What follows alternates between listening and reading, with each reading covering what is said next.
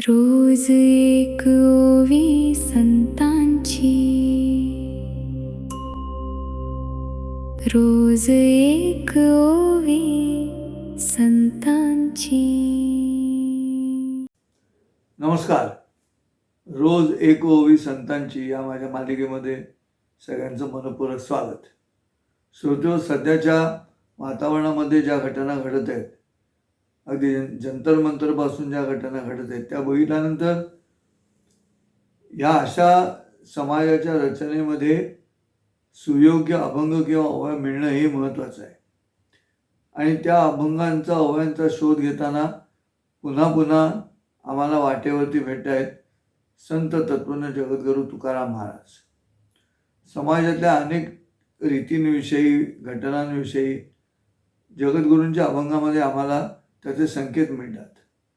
आणि त्या अनुषंगानं माझी अभंगांची निवड सध्या सुरू आहे, कारण मी स्वतः व्यक्तिगत पातळीवर बराच अस्वस्थ आहे. ज्या पद्धतीच्या अर्वाच्य, अश्लील, घाणेरड्या हे सगळे शब्दसुद्धा तोकडे पडावेत इतक्या टोकाच्या घाणेरड्या शिव्या तरुण मुलामुलींनी धर्मेंद्र प्रधान यांना दिल्या, पंतप्रधान नरेंद्र मोदी यांना दिल्या. वाटेल ते बोललेले, वाटेल ते. म्हणजे मी पुनर्विचार करावा तर पाप लागेल अशी परिस्थिती आहे. आणि तुम्हालाही सगळ्यांना ठाऊक आहे. पण आपण चिडत नाही.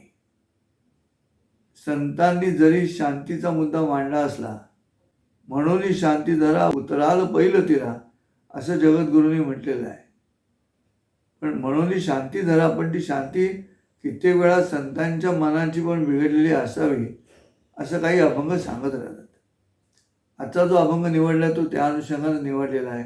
एक पोस्ट वाचनात आली, नावं घेऊन सांगत नाही, पण त्यामध्ये एक नट आहे, एक लेखिका आहे. त्यांनी ह्या तरुणांच्या संतापाचा उद्रेक होताना त्यांच्या बोलण्याच्या प्रक्रियेमध्ये त्या शिव्या आल्यामुळे त्या शिव्या असू शकतात.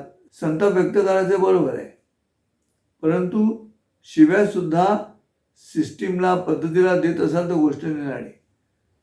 तुम्ही वैयक्तिक नावं घेऊन त्या व्यक्तींच्या आईविषयी, त्या व्यक्तींच्या संपर्कात आलेल्या व्यक्तींविषयी, त्यांच्या मृत्यूविषयीची भाषा, त्यांच्या मृत्यूनंतर 13व्याचं खायला घालण्याची भाषा, आणि हे सगळं बघितल्यानंतर, ऐकल्यानंतर मन विषण्ण झालं. आणि म्हणून मी शोध घेत होतो की जगद्गुरूंच्या अभंगांमध्ये अशा पद्धतीचं काही उपलब्ध आहे का. तुम्ही किती अस्वस्थ आहात मला माहिती नाही. मी खूपच अस्वस्थ आहे ही भाषा ऐकून. आणि जनतेनं निवडून दिलेल्या एका पदावरच्या, सर्वोच्च पदावरच्या व्यक्तीला दिलेल्या शिव्या, त्याच्यानंतर झेंजी म्हणत आर्म फोर्सेस, सैन्य दलासमोर ती जी कोण महामाया बोलली ते ऐकल्यानंतर वाईट वाटलं. जर तुम्हाला असं वाटत असेल तर अतिरेक्यांनी हल्ले केल्यानंतर सैन्याला सांगा की तुम्ही काही करू नका, आम्ही जातो, आम्ही इस्लामाबादमध्ये जातो, आम्ही पाकिस्ताननी स्पॉन्सर केलेल्या टेररिझमला तोंड देण्यासाठी तुम्ही काही करू नका, आम्ही जातो, आम्ही इस्लामाबादमध्ये जाऊन तिथल्या अधिकाऱ्यांचे राजीनामे मागतो, नाहीतर तिथे काही जंतर मंतर असतं तर तिथे उपोषण करतो.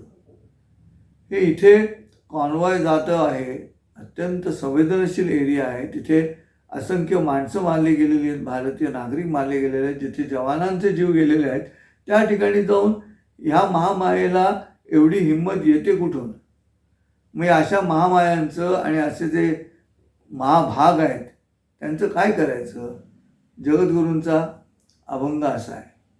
जगद्गुरू म्हणतात, दुर्जनाची जाती, दुर्जनाची जाती त्याचे तोंडी पडे माती, दुर्जनाची जाती त्याचे तोंडी पडे माती, त्याची बुद्धी त्यासी नाडी, त्याची बुद्धी त्यासी नाडी, वाचे अनुचित बडबडी, वाचे अनुचित बडबडी, कथा करीतो देवाची. मोठं समाजकार्याचं काम करतात हे जे बोलतात ना येऊन, सौरभ दास काय किंवा अभिजित दुबके की आम्ही काय काम करतो समाजाचं काम, विद्यार्थ्यांच्या आयुष्याचं काम वगैरे वगैरे ते चाललंय. तसं काही नाही आहे प्रत्यक्षामध्ये. कथा करीतो देवाची अंतरी आशा बहुलोभाची. कथा करीतो देवाची अंतरी आशा बहुलोभाची. आणि मग अशा लोकांचं काय करायचं? अशा लोकांचं काय करायचं? अशा लोकांचं तुकाराम महाराज म्हणतायत की तुका म्हणे तोची वेडा. तुका म्हणे तोची वेडा. पण वेडा म्हणून सोडून देत नाहीत. या इरावती आणि किरण माने यांनी काय पोस्ट लिहिली की तरुणांच्या शिव्यांचं समर्थन करणारी, व्हॉट्सअपवरती ती पसरते सगळीकडे. आणि मी वाचली नाही, पण त्यांच्या पोस्टवरची पोस्ट जी आली त्याच्यात हे दोन्ही नावं उल्लेखासहित काय त्यांनी समर्थन केलं असेल नसेल. पण काय म्हणतायत? तुका म्हणे तोची वेडा. असं बडबड करणारे वेडे, त्यांचं समर्थन करणारेही वेडे. तुकारामांचा उपाय शांतीचा नाही आहे. तुकारामांचा उपाय असा आहे, जगद्गुरूंचा उपाय असा आहे की तुका म्हणे तोची वेडा, त्याचे हाणुनी थोबाड फोडा. त्याचे हाणुनी थोबाड फोडा.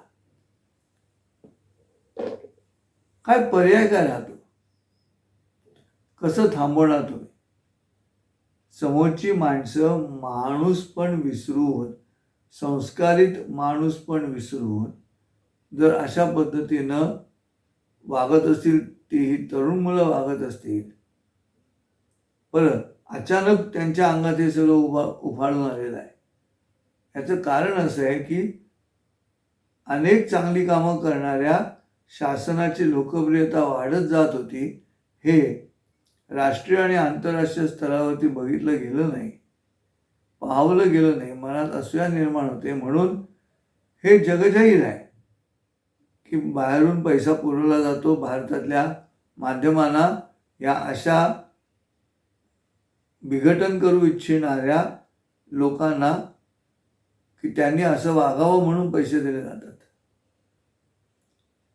बरं, हे व्यवहार आहे ते तुम्हाला कळत असतं होत आहेत म्हणून, पण काय करावं प्रश्न पडतो. आणि मग शेवटी व्हाईट कॉलरचाही ब्लू कॉलर व्हायला सुरुवात होते. तो जो पांढर पेशा समाज आहे, जो सहसा या अशा पद्धतीच्या रचनेमध्ये अडकत नाही, तो जेव्हा चिडेल ना, त्या दिवशी जगद्गुरू तुकाराम महाराजांची ही शेवटची ओळ आहे, थोबाड फोडा. एवढंच शिल्लक राहतं, दुसरं काही शिल्लक राहत नाही. श्रोते, माहिती नाही, हा अख्खाच अभंग बघितला तर दुर्जनांची मती जी आहे, ती दुर्जनांची मती काय पद्धतीनं काम करते ते असे अनुभवत आहोत. हे असुर आहेत सगळे, ते ह्या पद्धतीनं आमच्या या समाजामध्ये विचित्र पद्धतीनं राष्ट्रविरोधी अडचणी निर्माण करत आहेत, तरुणांना भेकावत आहेत. म्हणून कालच्याही अभंगामध्ये मी तो मुद्दा मांडला की जगद्गुरूंच्या अभंगातल्या फक्त पहिल्या 2 ओळी घ्यायच्या, आणि जर कोणीतरी टीका करायला सुरुवात केली की संत तत्वज्ञ जगद्गुरू यांनी स्त्रियांना घरामध्येच कोंडून ठेवलं का, तर पतिव्रता नेणे आणिकांची स्तुती. पतिव्रता नेणे आणिकांची स्तुती. सेवा भावे पती ज्ञानी मनी. या 2 ओळींवरती जर असे निष्कर्ष काढायचे आणि जर अतिशय सुंदर संस्कारांना सुद्धा जर अडचणीत आणायचं ठरवलं तर कसं आणलं जातं बरं? असं वैचारिक बोलत असतील ना तर गोष्ट निराळीच होते. नीट विषय मांडत असतील अभ्यास करून तर तसं नाही. भारतामध्ये काय अनेकांचे वाद झालेत विविध पद्धतीनं, राजकीय वाद झालेले आहेत अनेकांचे, पण असं कधी ऐकलं नाही. गांधीजींवरती टीका करणारे आहेत, गांधीजींचे समर्थक, हिंदुत्ववादी, सावरकरांवरती टीका करणारे आहेत, पण ही अशी टीका आणि मोठ्या नेत्यांनी यावं आणि आणखीन बुद्धिभेद करावा तरुणांचा. मी नेहमी म्हणतो, एकदा सध्याच्या महाविद्यालयांच्या प्रांगणात जाऊन बघा, पिंजऱ्यातून सुटलेल्या मुली ज्या आहेत त्या मुलींचे कपडे बघा. असं जर मी म्हटलं तर पुन्हा राग येईल का, स्त्रीमुक्ती आहे. आणि तसंच घडलं आता. ती जी नटी आहे कोण, कृतिका सेन का कोण नावाची, रक्षाबंधनाची जाहिरात आहे, कपडे पाहिलेत, काय करावं. कोणी थांबायचं? तुम्ही आम्ही थांबायचं. ज्यांना हे मान्य नाही त्यांनी त्यांच्या पद्धतीनंच उत्तर द्यावं. म्हणून जगद्गुरूंसारखा मनःशांतीचा पुरस्कार करणारा संत आहे. म्हणून शांती धरा उतरा आलं पहिलं तिला असं म्हणणारे जगद्गुरू आहेत. पण शांती धरा म्हणणारे या अभंगामध्ये हे कसं थांबवायचं, तर शांतीचा आणखी एक मार्ग आहे आणि तो मार्ग आहे तो थोबाड फोडा. तर शक्य नाही तर शक्य नाही. तुम्ही वैचारिक लढाई नाही लढू शकत. माध्यमं सद्गुणांच्या बाजूने नाही आहेत. लक्षात ठेवा, माध्यमं दुर्गुणांच्या बाजूने आहेत. अनेक टी.व्ही. चॅनल्स आहेत, वर्तमानपत्र आहेत, हे सगळे दुर्गुणांच्या बाजूने आहेत. कारण कित्येक वर्षांनी राष्ट्र म्हणून, राष्ट्रधर्म म्हणून, धर्मराष्ट्र म्हणून नव्हे, राष्ट्रधर्म म्हणून असंख्य कामं झाली. आणि मग ते असंख्य कामं होत असताना कुठेतरी एखादं वरच्या माणसाच्या ताब्यात नसलेल्या घटनेमधली बेशिस्त जेव्हा चव्हाट्यावरती आली, म्हणून हा सगळा गोंधळ सुरू झाला. मला असं वाटतं की ह्याच्या पाठीमागचा राजकीय हेतू आहे, ह्याच्या पाठीमागे राजकीय असूया आहे. त्या असूयेने परिसीमा गाठलेली आहे. तरुणांच्या डोक्यात बुद्धिभेद घालत आहेत आणि तरुणांच्याकडनं अशा पद्धतीची भाषा बोलून घेऊन सज्जन आणि शांतपणे जगू इच्छिणारा जो समाज आहे त्या समाजाला सुद्धा त्यांच्या स्तरावरती आणण्याचा प्रयत्न करतात, जेणेकरून अराजक माजेल. संयम ठेवला तरी नुकसान आहे, संयम नाही ठेवला तरी नुकसान आहे. पण किमान संयम न ठेवता किमान शिक्षा तरी या थोबाडांना व्हायला हवी, ज्या थोबाडातून या अशा अत्यंत अश्लाघ्य घाणेरड्या शिव्या निघत आहेत. मी अस्वस्थ आहे, तुम्ही आहात की नाही मला माहिती नाही, पण हे थांबायला हवं. आणि मग संत तत्वज्ञ जगद्गुरू महाराज ते जे म्हणतायत, तुकाराम महाराज जे म्हणतायत, तो पर्याय आहे का याचाही विचार करायला हवा. असो, आज या ठिकाणी थांबतो. पण मला जगद्गुरूंचा अभंग आवडला. जगद्गुरूंच्या या अभंगाचा जो शेवट आहे, त्या शेवटी जी कृती सांगितलेली आहे ती कृती व्हायला हवी असं मनोमन वाटत राहतं. आणि ते 2 शब्द आहेत, थोबाड फोडा. रामकृष्ण हरी. रोज एक ओवी संतांची,